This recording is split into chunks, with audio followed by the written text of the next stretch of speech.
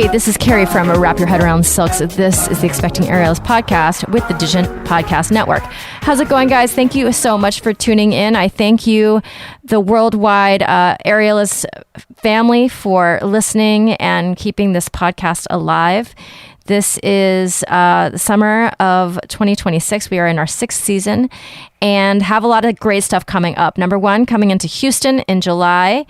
We're doing the Texas Aerial Gathering here in San Antonio in August. I'm hitting Dallas Circus Center December 5th and 6th, and then NECA, the New England Center for Circus Arts, in January again. If you are wanting to do an online course with me, I have aerial rehab, a comprehensive beginner to intermediate course, and a free mini course in case you want to just check out my style. Go to my website for that. Go to the show notes for all those links. And I'm so excited to be here, you guys. Let's get started.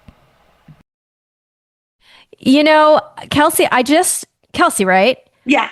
I just know you from your handle. Like, I had to look up your name just now because I was like, The Lofty Life. I know that name all the time. It's just popping up on my Instagram. I think a lot of us, I mean, my Instagram handle is my name. So, yes. No, but like for some of you guys that have a name, like a given name for your Instagram, like sometimes I just memorize your name, like Moody Street Circus Girl. Yeah. I'm just like, what is your name? I don't even know the name. Oh my God. And then the other thing I was trying to do was I was trying to piece together the timing of your birth, looking at your Instagram, and it's hard to do. Yeah. I didn't do a great job of posting during pregnancy solely because my body could only handle coaching and nothing more. So I poured all my energy into making sure I was there for my students in person.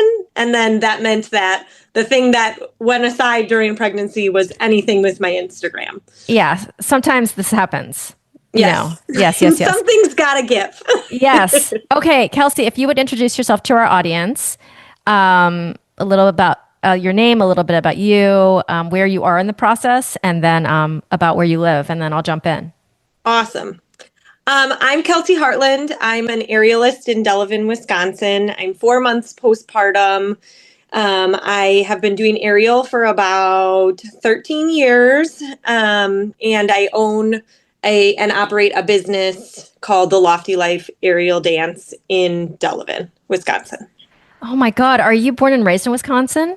No, I'm actually from Illinois, and then I just moved slightly north of the Illinois-Wisconsin border. What brought you there? So I went to Illinois State University in Bloomington Normal. And that's actually where I started all things circus, was at ISU. And I met my now husband, while I was at ISU, and he graduated a year ahead of me. And I just told him, I was like, I really want to move to Wisconsin.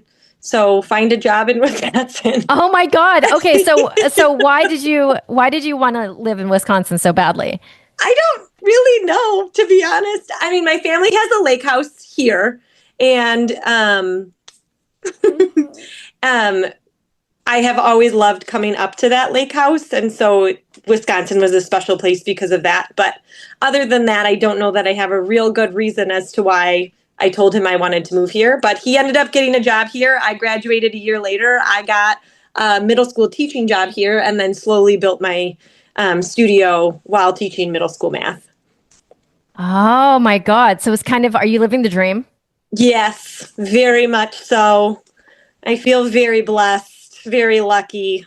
Okay. Tell me about the studio. How long have you been open?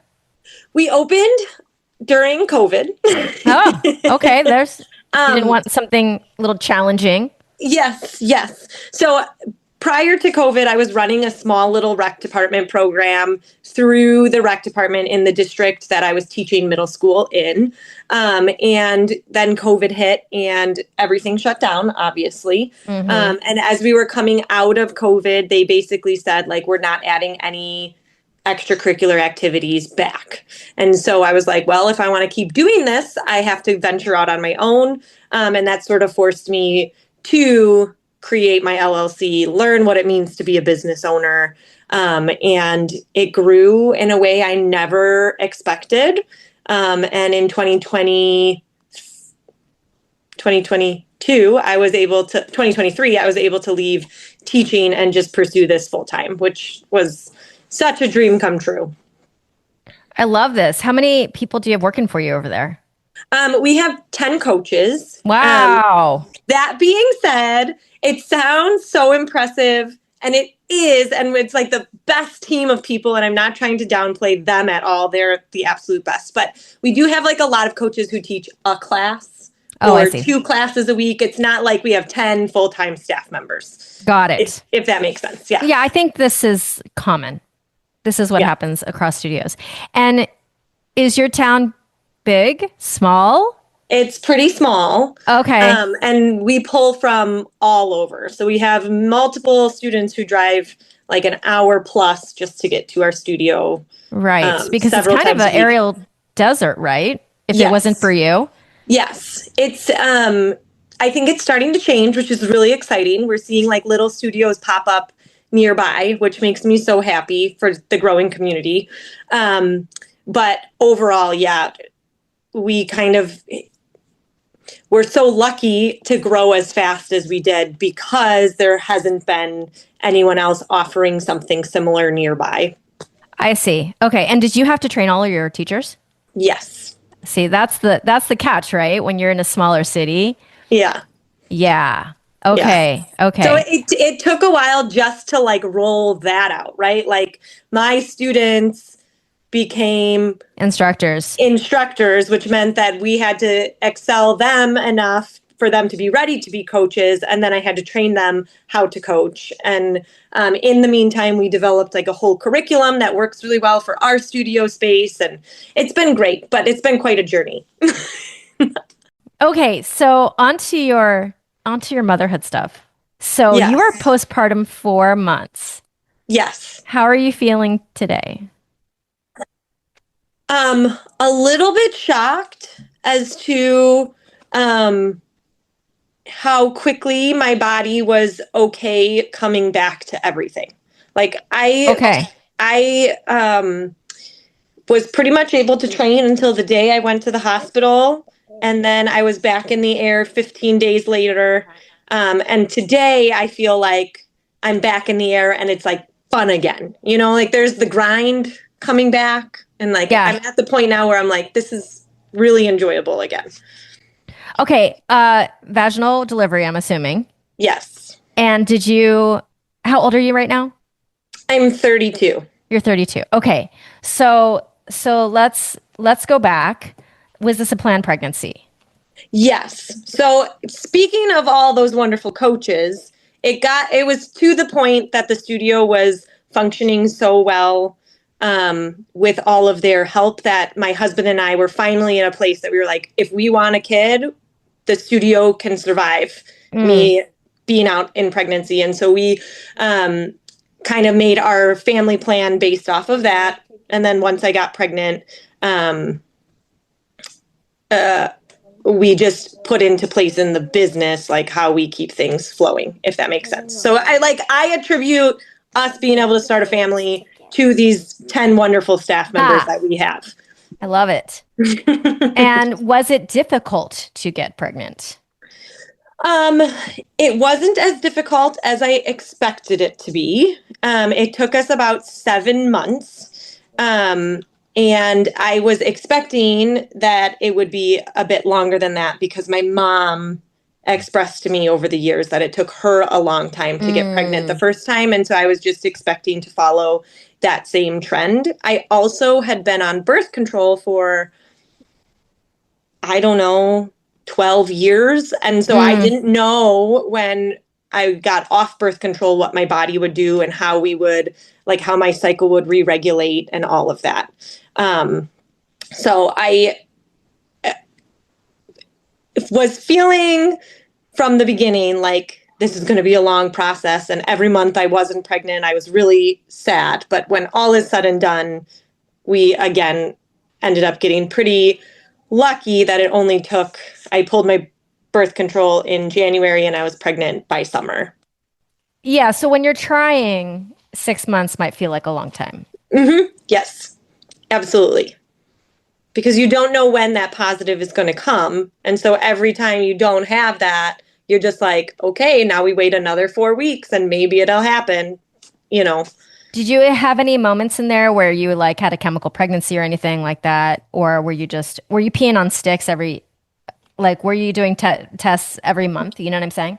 Yes. So because it took me a while just for my cycle to re-regulate, I was testing sort of frequently because I didn't know, like, oh, I'm 4 weeks from my last period. Right. Did I get pregnant, or is this just my cycle still being a little crazy? Okay. So there were several months that I was testing, and there was no need to be testing. Like my period would come the next day, kind of a thing. Right. Okay. Okay. And was it fraught, that process? Were you fraught about it? I love that word.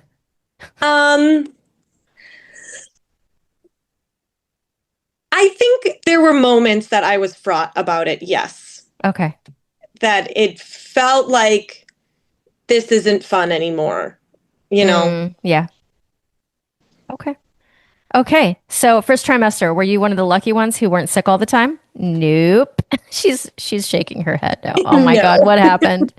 I threw up multiple times a day. Multiple times a day. So I realized I was pregnant when we were driving home from a trip, and I had a coffee, and this one coffee made me feel so jittery that I was like, I don't understand what's happening. I have so much more caffeine than this every single day of my life. Why is this one cup of coffee making me feel like I could go run a marathon? And so I got home from the road trip, tested, and it was positive. And obviously I was very excited. Then very quickly after that, every morning I'd wake up and I was like gagging, and it was just gagging, you know, like I'd smell the grass outside and I'd gag at the grass outside. Well, then one day I came in from taking my dog out to the bathroom. I made it to the kitchen and I gagged. And I had been trusting all these gags to just be gags for so long that I vomited all over our kitchen floor. And then that started the trend of I wake up in the morning, I throw up in the morning. Sometimes I throw up again. Sometimes I throw up in the afternoon. And that unfortunately lasted like until 20 weeks. Woo! Yeah. So that was really rough. That sounds rough. I'm so sorry about that.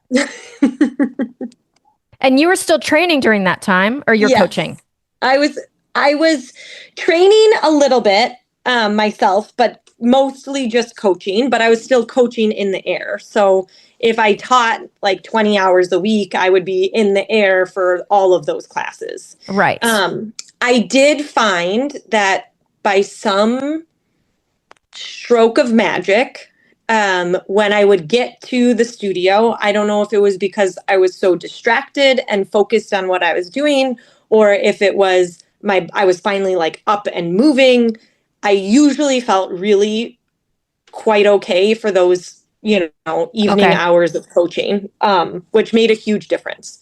There were many days that I would be like leading up to my first class and thinking like, oh my God, I got to call in a sub. I'm not going to make it. Right. I never ended up actually doing that. And usually by the time we were done with warm-ups, my body was like, okay, we're ready for this. Okay, and then I so was like, lucky. Yeah, very lucky. Oh, that sounds awful. It was awful. So did it just go away one day? Yeah, kinda. Like, okay. I just kept eliminating things from my diet. Like, oh, this thing made me throw up. I can't eat that. This thing made me throw up. I can't eat that. Until I got to a place where I was like eating things that were sitting okay. And then one day I just woke up and I was like, oh, I'm nauseous, but I'm not throwing up. And then another week went by and I was like, I woke up and I'm not nauseous. This is crazy. So it was a learning process. Okay. And you've almost forgot about it by now, right? I almost forgot about it. Yeah. Right. And amnesia is the only reason we can have more than one kid, because if you had to just live in that, Yes. There's no way. Yes. And when you're living in it, you feel like there is no end. Yes. I will not make it to the end of this pregnancy. I will not make it to the end of the first trimester when people say things will get better. I will not make it to, you feel like it's never going to end. And then you get past it and you're like, it wasn't that big of a deal. Like, what? Yeah, it was. It's just that amnesia is a beautiful thing. So second trimester was a breath of fresh air then. It took me until like 22 weeks, and then I was feeling pretty good. Okay. So at our 20-week ultrasound, they found that I maybe had, I don't even remember what it's called, that the umbilical cord was like too close to the cervix, where it attached, or the placenta wall was too close to the cervix. Placenta previa, but not quite that bad. Yes. Okay. Placenta too. So I had a previa as well. Okay. So the fact that I couldn't come up with the name just shows you how bad my brain fog is. So this ended up not being as big of a deal as I thought it was at first. But I got a message on the weekend from the doctor that was like, you cannot do anything but walk. And I'm like, that doesn't work for my lifestyle. What do you mean I can't do anything but walk? And it was like a fear of the placenta wall coming loose, essentially, and then like a lot of blood. Yes. And after a weekend of full panic of like, how are we going to keep the studio functioning? What am I going to do? I wasn't expecting to be out this soon. I called my actual doctor at the end of the weekend once we were back in the work week. And she was like, that's not true. It's not that extreme. We just need you to keep an eye on things, and we will continue to check it to make sure that it does get like the full 2 inches away from the cervix. And then there's no concern. And that's exactly what happened to me, that it did move. So there was no concern for delivery. Okay, so what do they call it when it's not a full previa? What is it? A low-lying placenta is what they call it. That's it. That is exactly what they call it. And there was like talk of placenta previa, and I was like, I know that's not what I actually had. Yes, low-lying placenta. And so there was like a restriction on anything internal, but all external activities like aerial, running, anything like that, there was no concern for. And then they scheduled an extra ultrasound to check it. And at that ultrasound, it went back it was beyond the full 2 inches. Like it had moved enough that there was at that point, no concern at all for a previa to develop. So are they talking about SEX? Yes. Oh, yes. Bummer. Essentially, yes. That was basically what they ended up saying. But at first they were like, no activity, nothing. And I was like, right. What are you talking about? Right. Which is way more problematic. Basically just turned into no sex. Okay. So mine was closer to my cervix, and they put me on pelvic rest, which is what you're talking about. Yes. From 20 weeks onwards. So I wasn't able to train during my pregnancy at all. Oh my God. And I was teaching, so I just used videos and verbal cues the whole time. And I taught all the way up until the end. That's so hard. So you just taught some old videos, you couldn't train. Yeah. I mean, it's kind of like you kind of just deal with what the cards you're dealt with, I think. Mm-hmm. Yeah. How did third trimester go? Third trimester, I actually felt pretty great up until about 37 weeks, and then I was very done. But for the most part, third trimester was where I like finally thrived. I was no longer nauseous. I had my energy was back, and then I got to late in 30 weeks, and I was like, okay, well, now I'm really over this. And I had swelling, and I just felt huge. Yeah. We all feel like that. When I always have this picture of me like that I took the day before I gave birth, and I was sticking out so far. like from the back, I didn't look super pregnant. You know what I'm saying? But from the front, it was just like, whoa, like my belly button was just touching like the furniture in front of me. You know what I'm saying? I know exactly what you're saying. Yes. Yeah. Okay. Yeah. Tell me, did you have a birth plan and did it go as planned? I had a birth plan. Yes. It was not written out. But like I had talked it through with my husband as to what I was expecting. And so at about 37 weeks, I started having like Braxton Hicks and false labor. And that lasted until I gave birth at 39 weeks. Oh, wow. Okay. Yeah, it was kind of awful in that I never, being a first time mom, I was like, okay, this is it. This is the real thing. It was very much not the real thing. And now I know what the real thing feels like, and I'll never mistake it again. So, yeah. My birth plan was I did not intend to get an epidural. My hope was to make it no epidural, but I was going to take IV pain meds. And my hope was to deliver naturally or vaginally. Okay. Okay. Before she loses her mind and we lose the connection, please tell me your birth story. Yeah. So I was teaching. Well, sorry. I'll start earlier in the day. I had my 39-week appointment, and they did a membrane sweep at that appointment. And so shortly after that, I started to have like mild cramping, and that was around noon. And I just assumed, and I still think that was just from the sweep. I went in to teach at 4:30, and by my 5:30 class, I was like, oh, these cramps are feeling a little more like waves of pain. Maybe they're coming in a rhythm. And I was just kind of paying attention to it. And I texted my husband and I was like, hey, can you just make sure that you're home by 6:45? And so I taught that 5:30 class. At the end of that class, I went home. And by the time I got home, I was like, yep, these are definitely real contractions. And I was, changing my position, trying breathing, trying to get comfortable. And once he got home, we started timing them.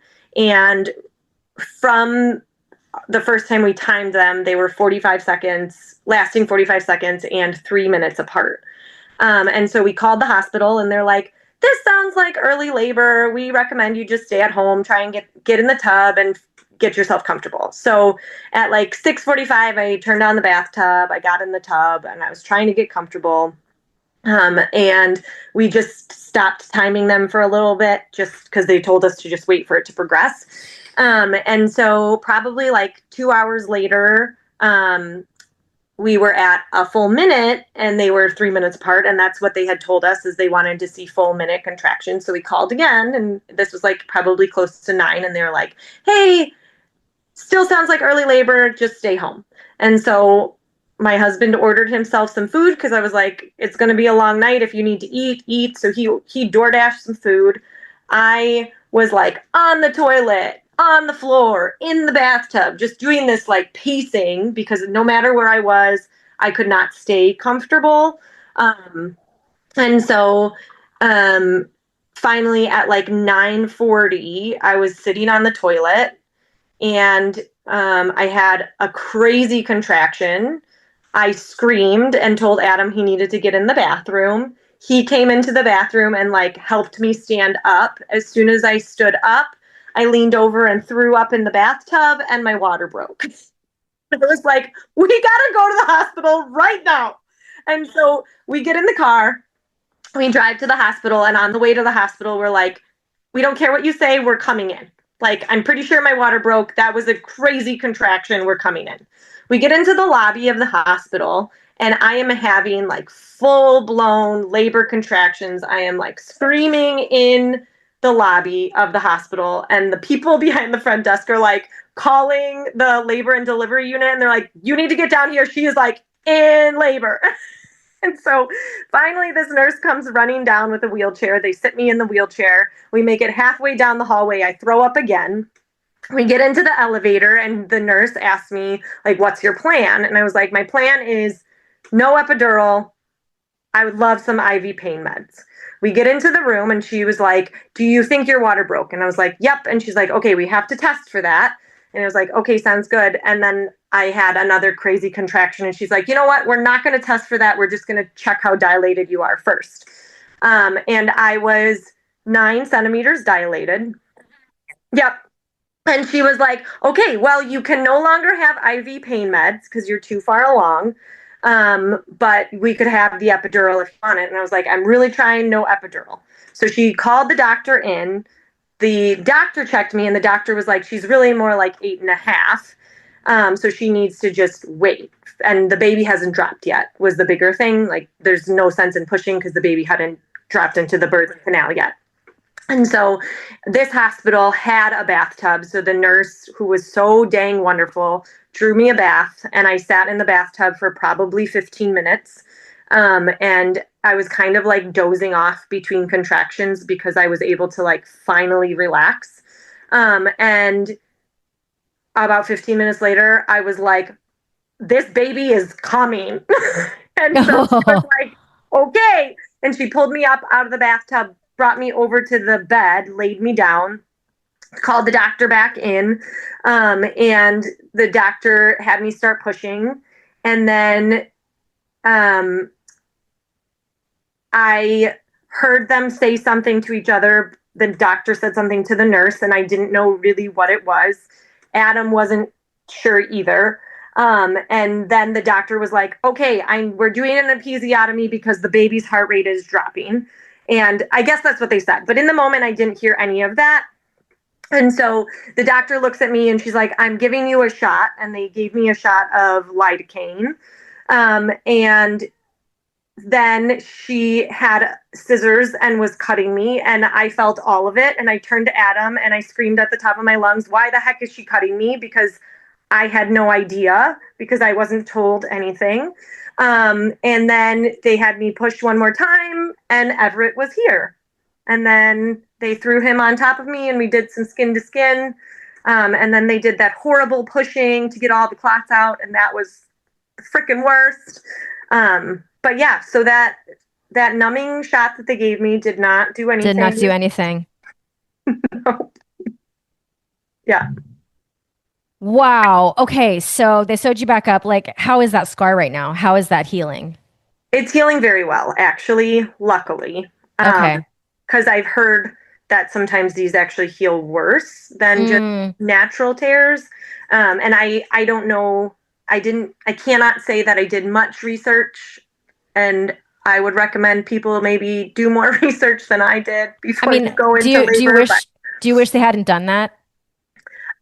It's very hard to say. So, like I said, in the moment, I said how upset I was. Adam was traumatized because of the amount of pain that I was in, screaming at him as to why she's cutting me. Both of us had no idea what was going on.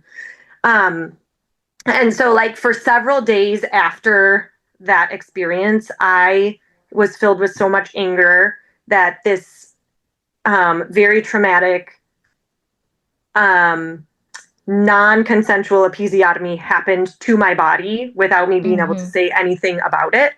And then as I like grieved through that, dealt with those emotions, I can now sit here and look back on it and say, if it is true that my baby's heart rate was dropping and they needed to get him out fast, and this was their plan of action, I am not a medical professional, but all I know is I was able to get back in the air 15 days after I gave birth, and Everett is here and fully healthy. So there's a lot of emotions involved, right? Like I feel so much gratitude that I have a happy, healthy son. And I feel so much gratitude that I have a healing body. But there is like that sense, it's traumatic.